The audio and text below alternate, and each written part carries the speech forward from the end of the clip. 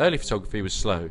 In 1826, this image, the first permanent photo, required 8 hours exposure time. That's why you can see sunlight on both sides of the building. Experiments with silver compounds and chalk led to the development of the daguerreotype in 1839. This process made it possible to take portraits of people like Edgar Allan Poe, here he is, or Abraham Lincoln.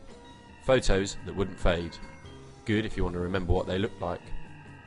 Unfortunately, exposure time was still half an hour. That's a long time to sit still. They even used neck braces and drugs to keep people sedated.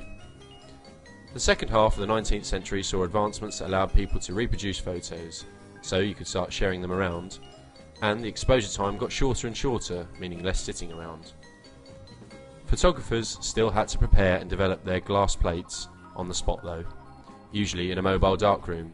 Have you got a mobile darkroom handy?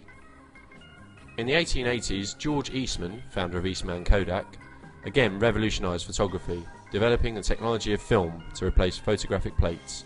This is a big step towards bringing photography into the mainstream. You remember the Kodak moment, don't you? In 1888, the first handheld camera came along. Look, no tripod.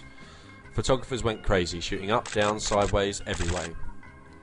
The first permanent colour photo was taken in 1861. Colour, like what the world really looks like. One of the early methods of taking colour photos was to use 3 cameras.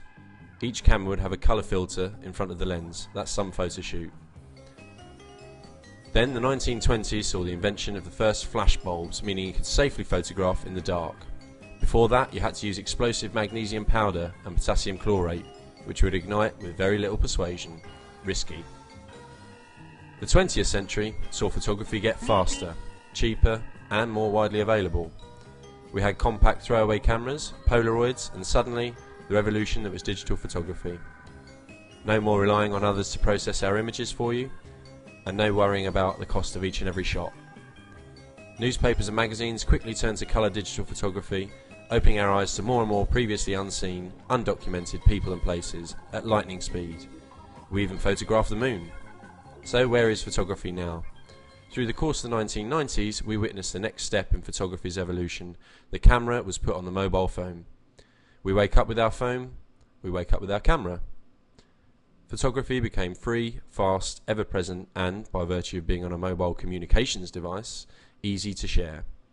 We never miss a moment, we remember everything. We see the world through each other's eyes, we share our every moment. We understand, we're closer. And that's it.